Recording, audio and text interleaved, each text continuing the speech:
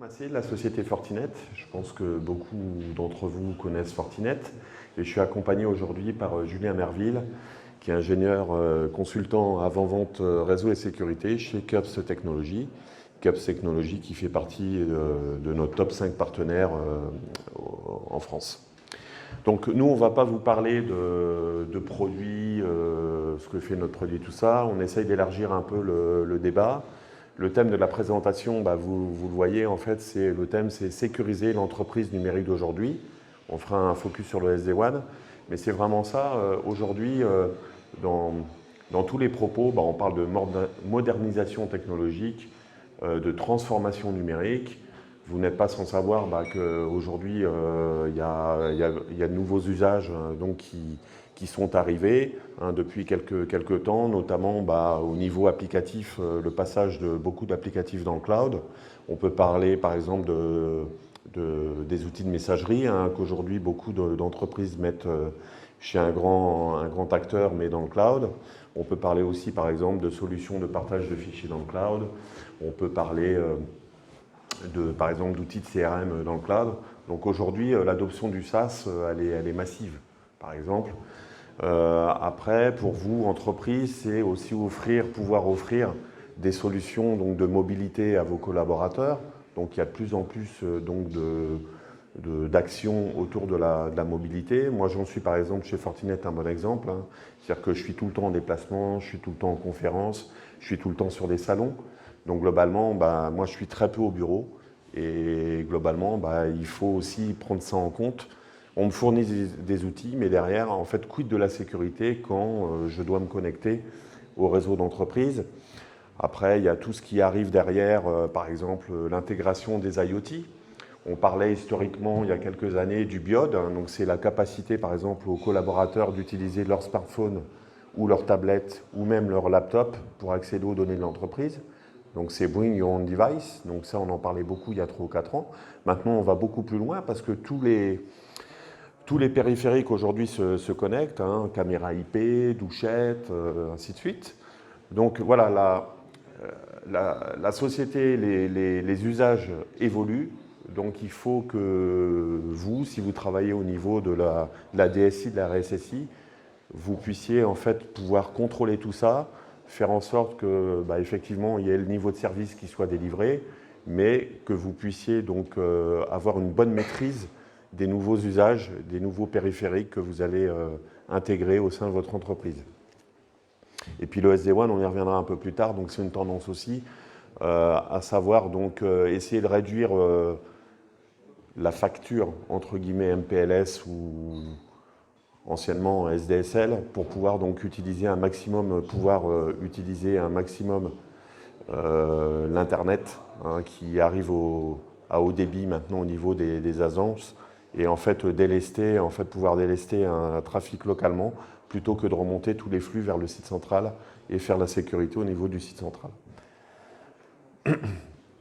Donc c'est ce qu'on appelle tout ça un peu la transformation numérique, ubériser en fait la technique. Et donc ça, ce thème-là a été très parlé lors des assises de la sécurité. Et ici, donc, vous avez en photo donc, Guillaume Poupard, qui est le directeur général de l'ANSSI, qui a dit lui aussi, donc ça ne vient pas de chez nous, d'un acteur de la sécurité, il a dit « pas de transformation numérique sans sécurité numérique ».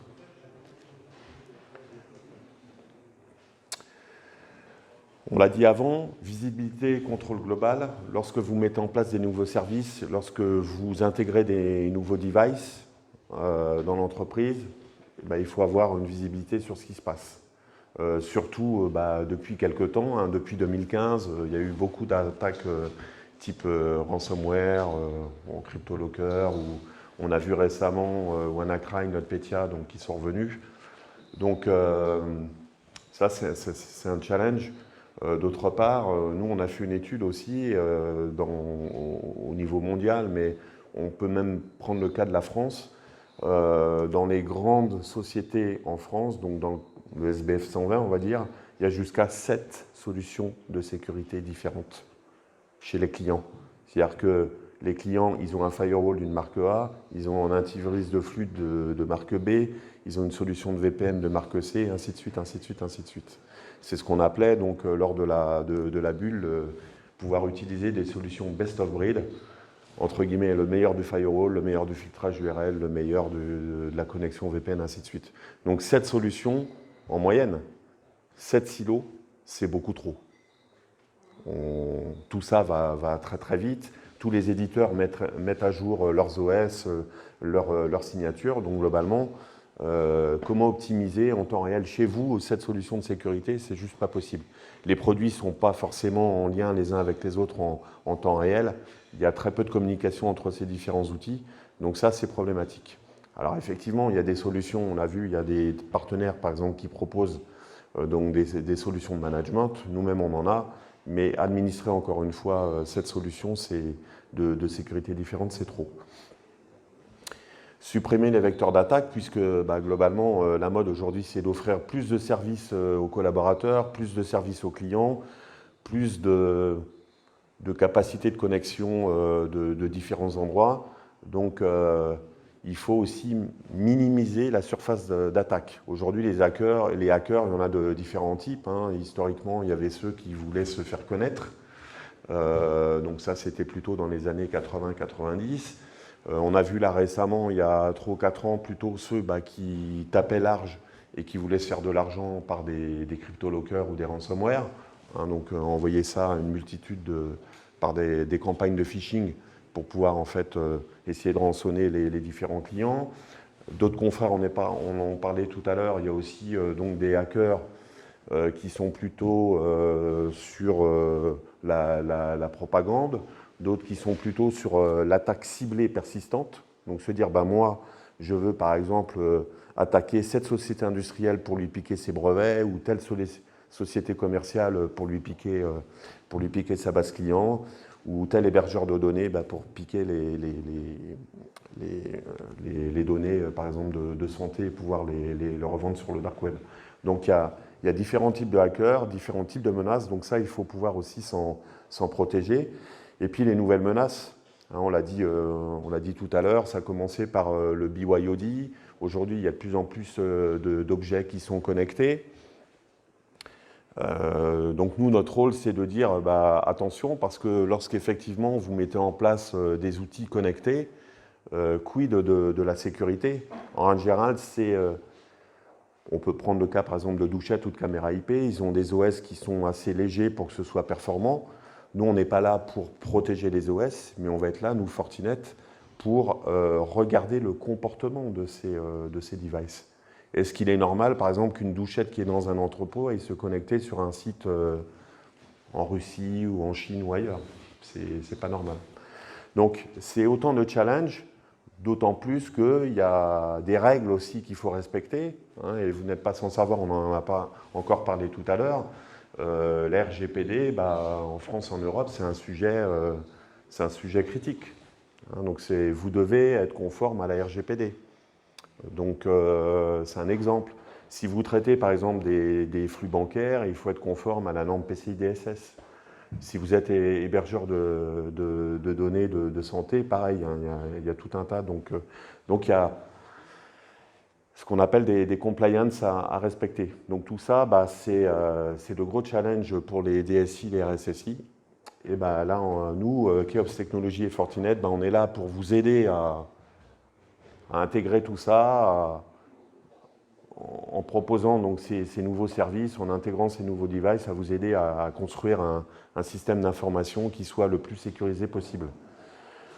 Bon, là, sur la présentation, vous voyez des choses que vous connaissez. La cyberattaque massive, c'est ce qui s'est passé il y a 1 an et demi ou 2 ans. Là, donc, c'était vraiment WannaCry et NotPetya qui ont fait énormément de dégâts. En France, on a eu vraiment deux grands comptes qui se sont fait attaquer, entre guillemets, Saint-Gobain. Ça leur a coûté plus de 250 millions d'euros, cette attaque massive. Et puis aussi Renault, qui a dû arrêter pendant quelques jours ses usines de production. Donc là, récemment, la semaine dernière, on a appris que M6 aussi avait été attaqué. Un confrère tout à l'heure a parlé d'Eurofins. Alors, certains communiquent sur les chiffres que ça leur coûte.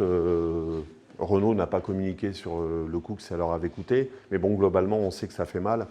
Et puis pour Eurofins en particulier, quand ça s'est produit, moi j'étais sur la région. Et en fait, globalement, ils étaient complètement désarmés parce qu'il faut faire face. Qu'est-ce qu'on a eu comme attaque? Donc déjà, il faut identifier l'attaque, savoir par quel vecteur c'est arrivé.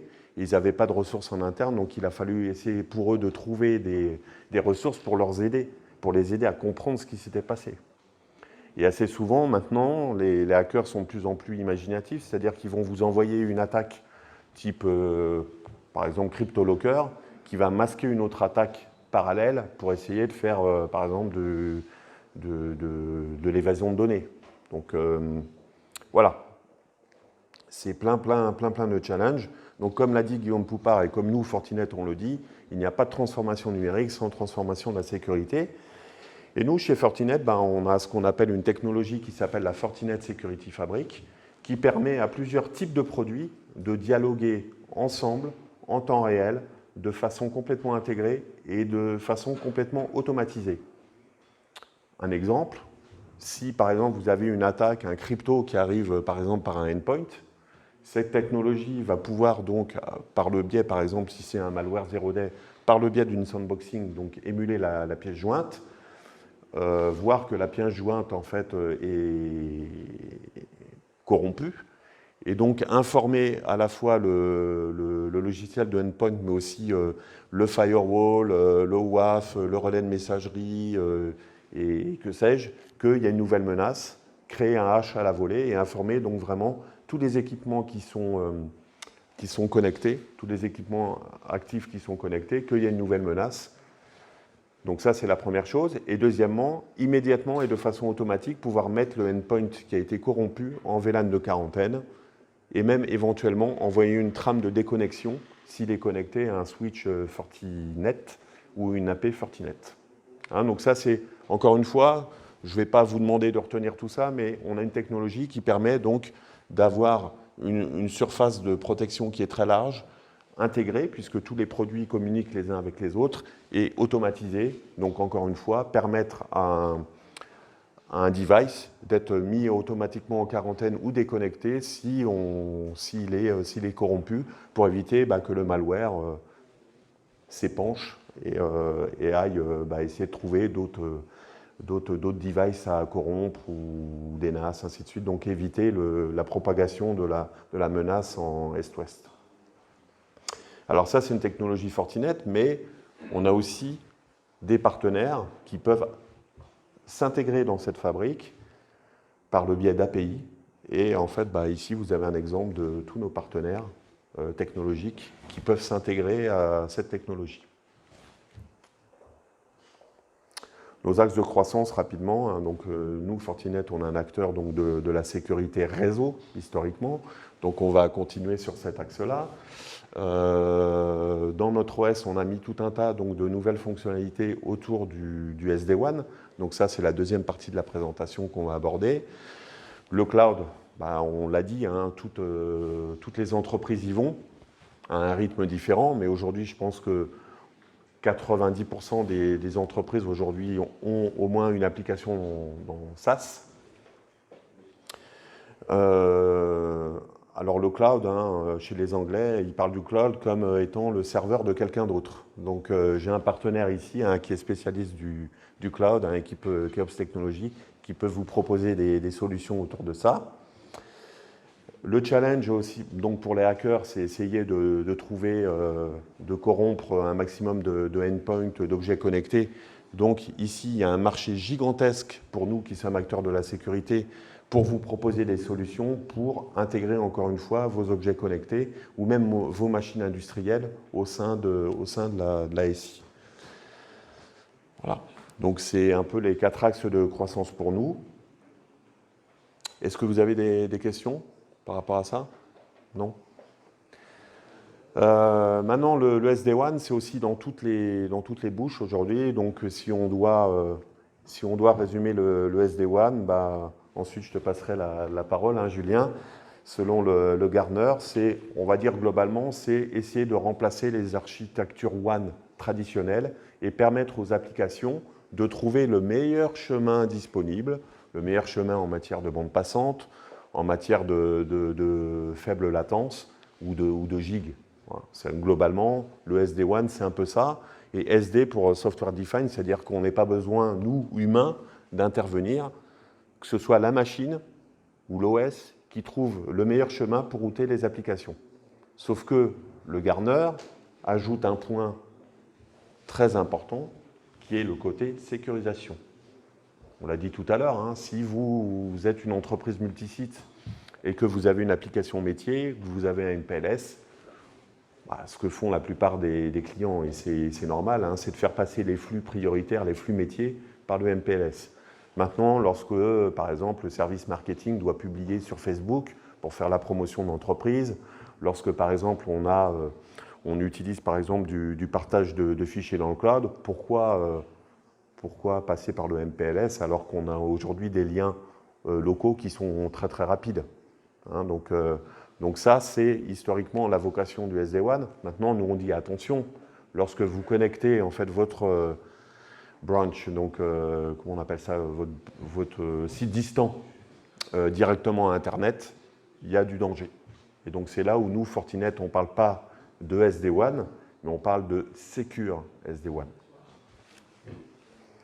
Julien, si tu peux nous parler un peu de ça. Bonjour. Oui, donc en fait, la partie SD-WAN, c'est vraiment d'une part lié à la transformation numérique de l'entreprise, des services SaaS, comme on a pu le dire. Le constat que majoritairement les MPLS ne suffisent plus pour faire passer ce qu'on a besoin de faire passer. Et tous les services SaaS complémentaires en complément, hein, messagerie là-dessus, les services de messagerie en SaaS.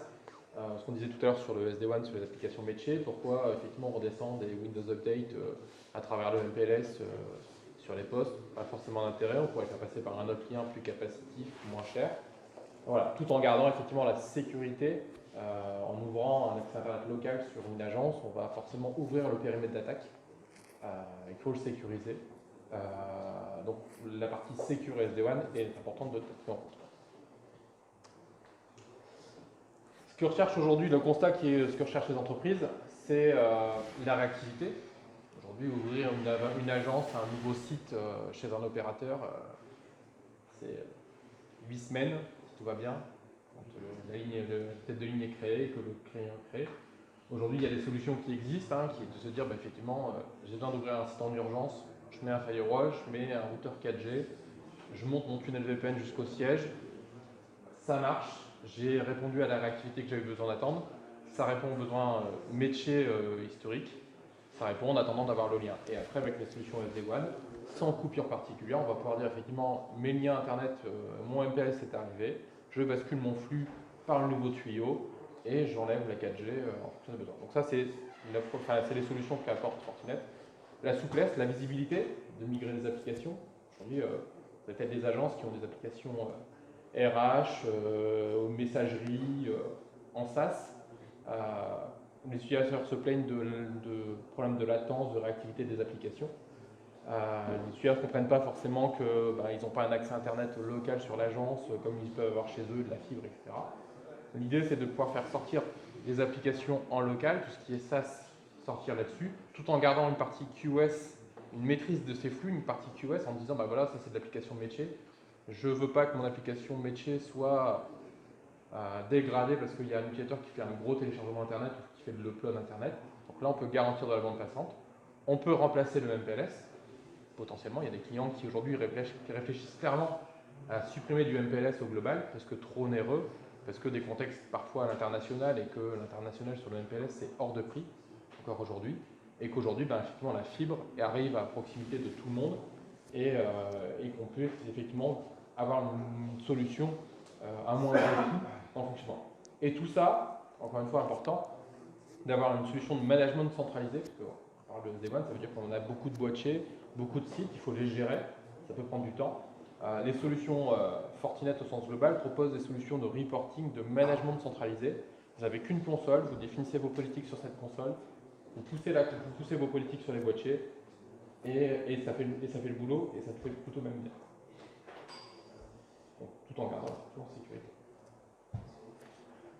Je comprends si... Ça, c'est l'illustration, enfin oui, C'est dis-le. l'illustration de ce qu'on a dit, effectivement, c'est de se dire, effectivement, sur les agences, on peut mettre un lien MPLS, on peut mettre un lien Internet DSL, parce que vraiment, on n'a que ça sur le périmètre. On peut mettre plusieurs liens Internet. Les clients aujourd'hui qui nous collectionnent les liens Internet parce que c'est à moindre coût, ils ne payent pas très cher, ils ont opportunité, il y a beaucoup de monde derrière. Donc on peut très bien dire, j'ai un accès Internet numéro 1 qui me sert à sortir de l'Office 65, à faire le Windows Update sur le premier accès. Le deuxième, Windows Update, c'est pas le meilleur accès, mais le meilleur exemple, mais par exemple, le Windows Update, on peut le faire passer sur de la DSL à bas coût. Globalement, on a juste besoin de download là-dessus. Tout ça, en étant plus large, donc, dans le Secure SD-WAN, on va parler du SD branch, et de se dire maintenant, une fois que j'ai ça, je peux aussi piloter avec des FortiSwitch, des FortiAP, ma partie LAN de mon agence, c'est-à-dire que je peux piloter dans l'écosystème, dans la fabrique, ce qui est connecté derrière. Et encore une fois, on peut aller aussi encore un cran au-dessus, en parlant de l'IoT, de la sécurisation de qui se connecte sur le réseau, clairement, avec les solutions NAC qui vont vraiment contrôler qui se connecte sur les environnements. Et tout ça, forcément piloté par les offres SOC, NOC, le FortiManager, le FortiAnalyzer et tous les produits écosystèmes de Fortinet. Donc là, l'exemple clairement du SD branch, ça s'adapte à une architecture souple, ça fournit effectivement une ouverture, une simplicité pour les utilisateurs. Là, c'est la partie sécurité, tout en gardant ce métier d'origine de Fortinet, c'est vraiment la partie sécurité, et on joue sur la partie SD-WAN, sur la partie routage intelligent de fonctionnement, l'administration simplifiée, et effectivement la réduction des coûts, parce qu'il n'y a pas de licence particulière sur l'utilisation de licences SD-WAN sur les boîtiers Fortinet, c'est des options, c'est des features de base, il n'y a pas d'option particulière, pas de souscription, de bande passante dans l'architecture. Globalement, le boîtier accepte des liens, X liens Internet sans souci. Voilà. Je te relaisse la main. Merci. Donc Fortinet, on existe depuis 20 ans maintenant. On est un acteur mondial de la sécurité. On est pratiquement 6000 personnes dans le monde et on couvre plus de 100 pays. Voilà, on a livré jusqu'à aujourd'hui pratiquement 5 millions de boîtiers dans le monde. Donc ça, c'est intéressant parce que 5 millions de boîtiers dans le monde, ça veut dire 5 millions de sondes. C'est-à-dire que potentiellement, on est l'acteur numéro 1 en volume. Ça veut dire que si demain, il y a un malware, par exemple, qui arrive par le biais en fait, d'un firewall qui est identifié, par exemple, au Japon, en moins de 4 heures, on a la signature et tous les clients en fait, Fortinet en bénéficient.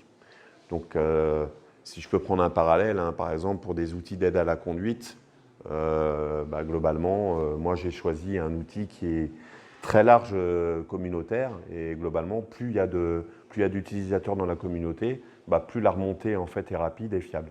Donc là, c'est ce qu'on met en avant, nous. Alors après, on a différents types de boîtiers, petits boîtiers pour les petits besoins, moyens boîtiers pour les moyens besoins, ainsi de suite.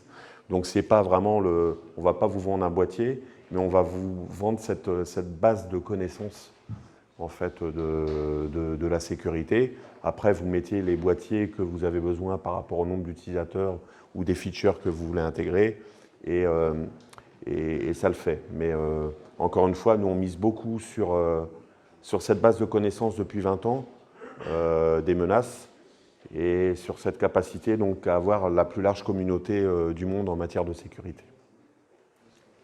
Alors, le Gartner nous le rend bien, le fameux Gartner que tous les éditeurs constructeurs montrent. Donc, à gauche, c'est la partie protection des réseaux, Network Firewall. Et vous voyez qu'on est aujourd'hui 4 leaders. Vous nous connaissez, sont des acteurs très connus.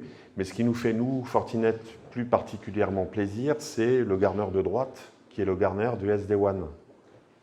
Et vous voyez, en fait, qu'il y a, dans les leaders, il y a la partie historique du SD-WAN, enfin de la WAN optimisation, et que Fortinet est le seul acteur. Donc on est juste, nous, à la limite Challenger Leader, ici, et qu'on est le seul acteur de la sécurité à être référencé dans ce Gartner SD-WAN. Donc ça, c'est plutôt positif pour nous. On a déjà de nombreux clients qui utilisent nos solutions en matière de SD-WAN, mais je vais surtout laisser Julien en parler sur un exemple ou deux. Merci. Alors, là, il y a une petite phrase que je vais passer, mais globalement, il faut savoir simplement que Keops est titulaire d'un marché public là-dessus. Vincent Recourt expliquera mieux que ça, mieux que moi cela sur le stand directement. Alors, vous ne connaissez pas forcément, tout le monde ne connaît pas forcément Keops. On a un métier, effectivement, on a plusieurs métiers dans le groupe, mais là, particulièrement, c'est la partie réseau sécu. On a beaucoup de clients sur la partie réseau sécu, firewall là-dessus. Il y en a quelques-uns qui sont importants en SD-WAN. On peut parler de VGRF, qui étaient les concessions Audi, Volkswagen Group au sens global, qui ont fait le choix il y a un an maintenant, quasiment un an maintenant, de migrer sur des solutions SD-WAN pour sécuriser l'intégralité de leur site, usine de production, concessions automobiles, etc. Voilà, donc le SD-WAN, globalement, touche énormément de monde, qu'on ait deux sites distants ou qu'on en ait 50, 60, 200. Le problème est globalement même partout pour tout le monde. Même avec un seul site, aujourd'hui, vous pouvez être confronté à des problématiques de charge de lien Internet.